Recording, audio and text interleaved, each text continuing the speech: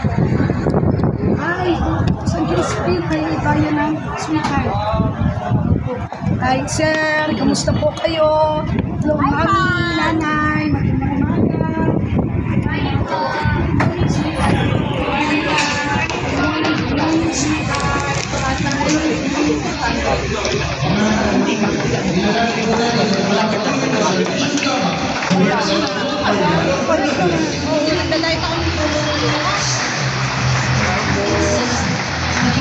Isang hinako. Hinako na po. Nabi po ba simula sa public service? 20 years old. Ngayon, 50 years old na po ako. 27 years na po ni public service na namimigay ko din ito.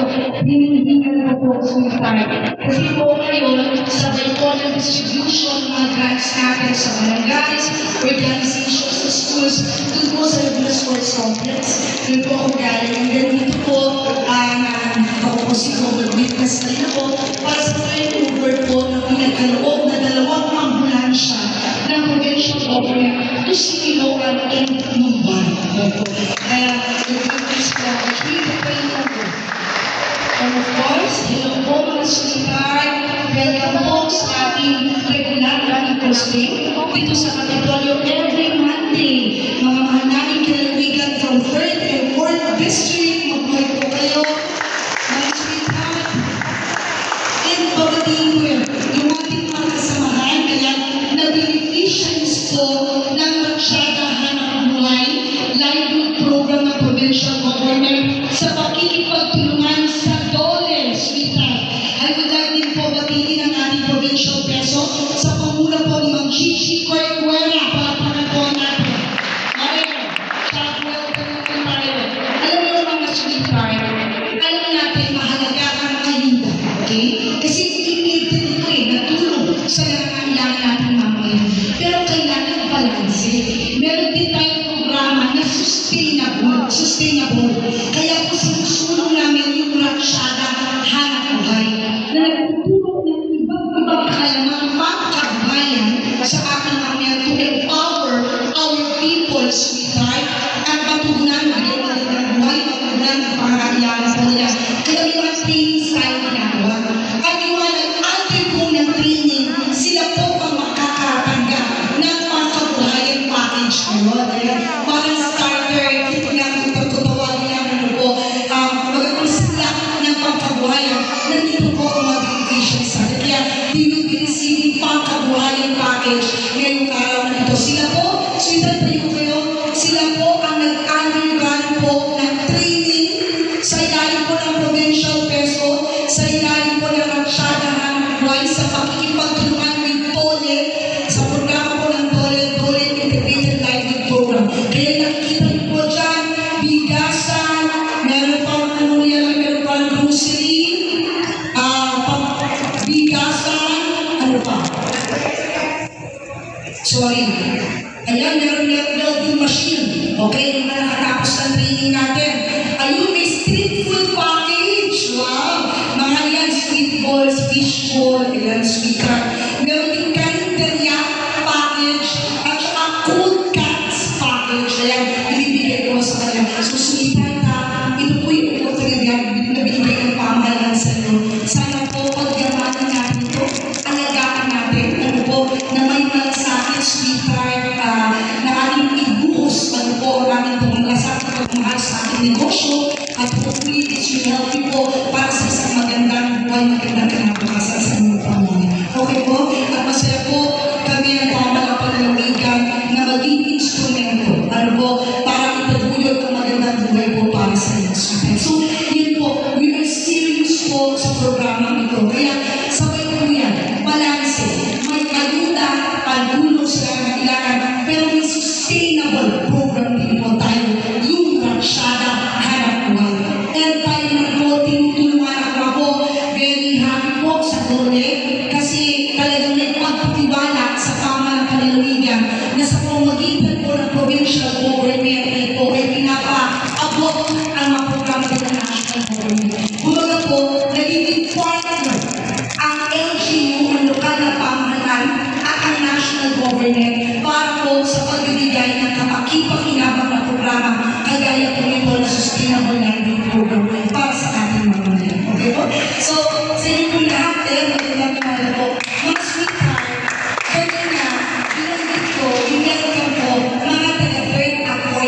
president. Baka inisip ko, nasa kaya ang mga taga-unang at ikalawang distrito na nalawigan, apat na distrito, may mga long district pa. Sweetheart, sa ilalim ng servisyon tama, hindi na po nag-isa ang aking kapitolyo.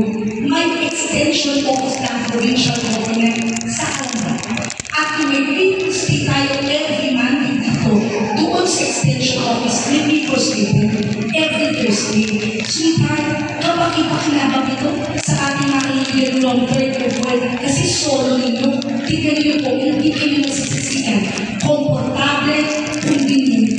At mas mabilis, matatapos ng transaction. Mamaya po, mag-distribute na kami ng mochi.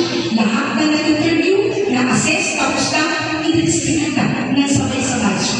At kung hindi pa na-interview, nandito ang mga kasamahan natin from the Provincial Social Welfare Development Office, hindi titigil, ano po, hanggang matapos kayo, kung may dumating pa po, i-interview. At magbibigay tulong ang pamayagang panalawigan para po matugay ang pangangailangan ng ating mga.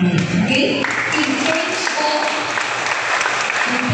of medical, hospitalization, bullet assistance, sweetheart, yan po ang servisyo tama. Yan po ang gusto natin ituloy sa lalawigan ng Laguna na pinapahalagaan po at ang binigyan po ng top priority ay ang social welfare programs and services. Yung direkta na tulong po para matugunan ang pangailangan ng mga. Sweetheart, ang prinsipyo kasi ng servisyo tama, bakit po may gobyerno? Para tugunan ang pangailangan ng mamamayan. At kung anong kakulangan ng mamamayan, ang magtutulong gobyerno. Yan po ang prinsipyo ng servisyo tama. And true to that, dear, sabi ko nga po sa iyo, may people's day dito, may people's day doon sa extension office. Kaya, sweetheart, ito ang gusto natin ituloy kasi, sweetheart, maganda naman po kapag ipakinabang sa ito. Tama po ba? Simulan ni Governor Amin, ituloy natin ito, sweetheart, para magtuloy-tuloy ang tulong na direkta na pinakikinabangan ng ating mamamayan. Yan ang panangabitan ko sa inyo. Pag po ako tumitindi, magkanilalang ng serbisyong tama. Dahil gusto ko kung ano sa kasalukuyan, pinapakinabangan na maganda naman, ituloy natin yan, sweetheart. Ang gagawin natin, tagtagal na lang natin at palakasin pa ang serbisyong tama. Tama po? At isa na po, ang example pa na gusto natin ituloy. Blue card. Kayo ba may blue card na? Blue card, sweetheart. At may tayo ng blue card, ha? Ang blue card po, nagagamit sa siyang na ospital ng provincial government. Okay? Meron tayong siyang na ospital, funded, managed by the provincial government of Laguna. Malalakas po natin ang mga ospital na yan. Para tumulong sa medical needs ng ating mga mamamayan. So, siya nagagamit ng blue card. Ang pag-blue card holder ka, in a way, insured ka. Ano pong ibig sabihin? Ayoko kung mangyari ha. Pero alam natin, hiram ang buhay. Kung mamatay ang blue card holder, automatic ang kapamilya niya makakakuha ng 10,000 pesos from the provincial government. Yun pong beneficio ng blue card. But we will not stop there. Sa pagpapatuloy ng serbisyong tama, dadagdagan pa natin ang beneficio na pakikinabangan ng blue card holder. At ano pong dagdag beneficio ito? Pambili ng gamot for blue card holder. Kasi, sweetheart, naiintindihan natin sa hirap po ng buhay, sweetheart. Kulang pa ang sweldo mo sa araw-araw na pangailangan ng iyong pamilya. Tama po? Kaya kung biglaan nila kasakit, magpapatingin ka sa doktor, magpapakonsulta, may reseta ang mahal ng gamot. Walang ordinaryong mamamayan na may nakasave na pera para dyan. Kaya yun ang gusto natin idagdag na beneficio for blue card holder. Kung may pagsubok, you can rely and depend on your blue card. Pero mga sweetheart, konkreto kong pangako ito. Dahil ngayon pa lang, alam mo na kung saan kukuha ng pondo para madagdagan ang beneficio ng blue card holder. Kaya na, nag-report siguro si Go sa inyo na isa sa kanyang accomplishment, ano po, bilang ating gobernador, pagtapos ng kanyang termino, tapos na rin ang pagbabayad ng utang ng provincial government. Pero itong utang na ito, nadatnan ni Go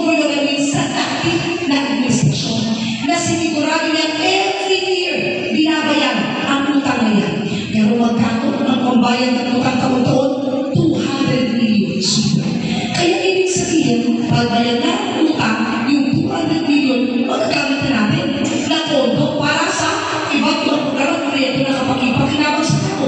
Yung 200 million na yun, ang idadagdag natin pondo sa Blue Card para madagdagan ng benepisyo.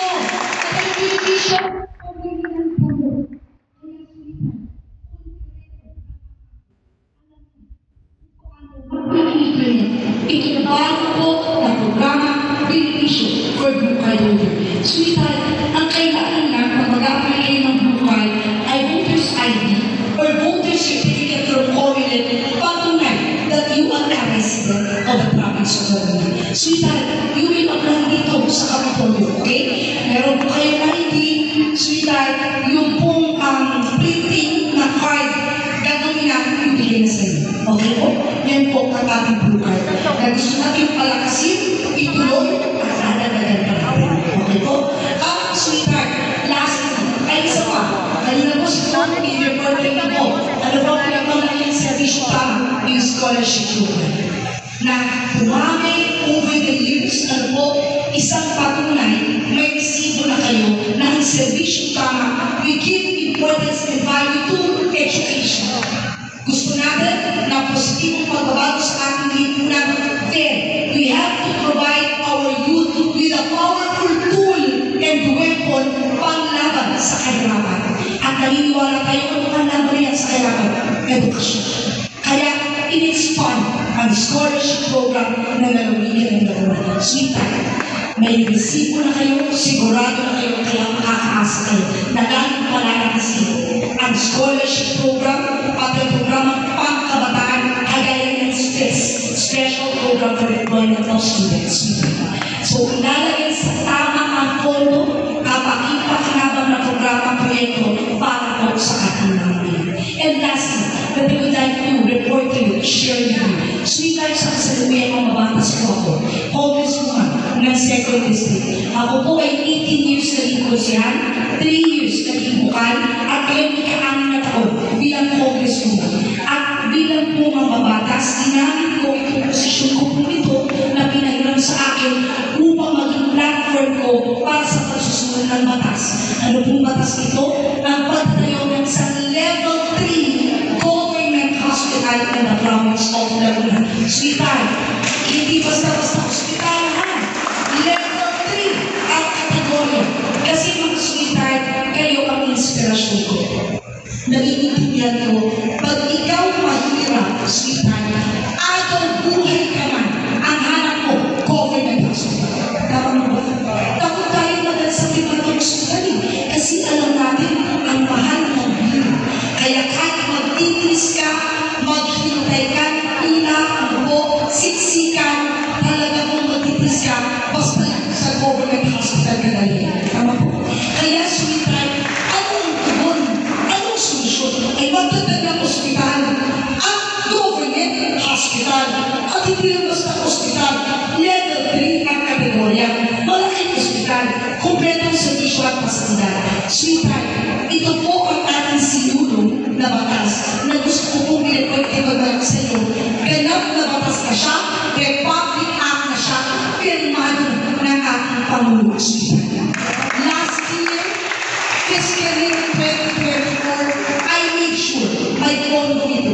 Kasi ang katulad ko, ano mong magandang batas kung nasa papel lang. Ang malaga mo implement, para po mapakinabangan ng tao. Kaya ano po kailangan para mag-implement? Budget pondo. Kaya last year po, fiscal year 2024, pinaglaban na natin ang 150 million initial na pondo sa proyekto nito. Kaya last year pa lang, sinisimula na po pagkatayo ng Laguna Regional Hospital.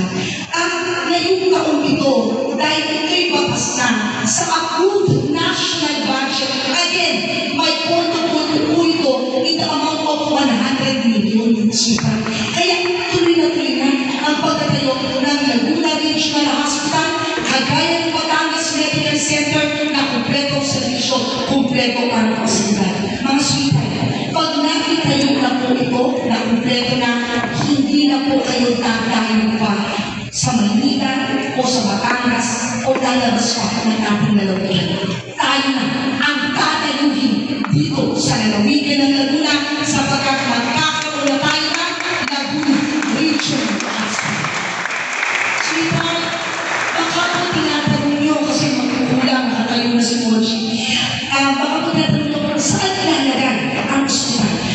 Ito ko na po pag-report sa inyo. Alam niyo po, in our series of meetings with Department of Health or DOH, ang requirement nila para sa hospital na ito, at least minimum 2 hektarya.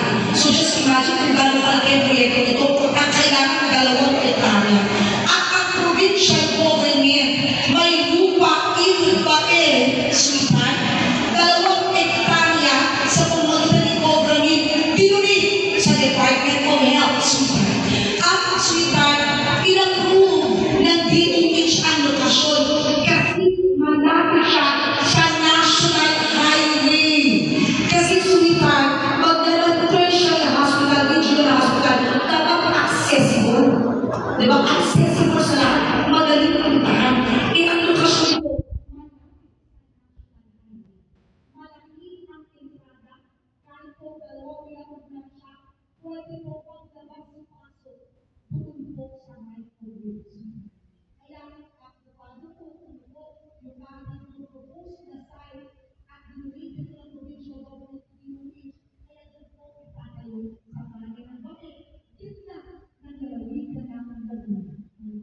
Salamat po sa inyo. I hope I was able to report something po. Nakapagkita ng informasyon po sa inyo. Malaki po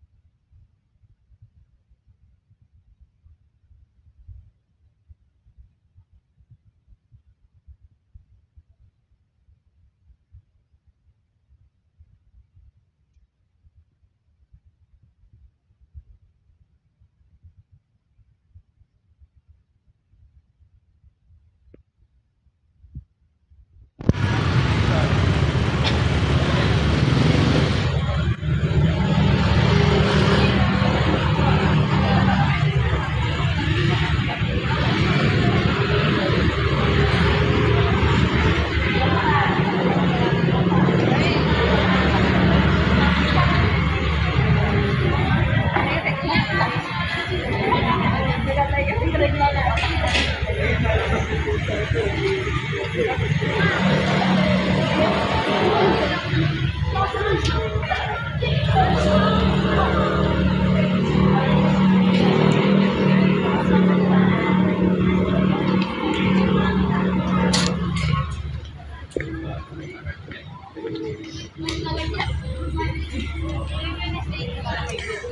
pa ako bibigyan ng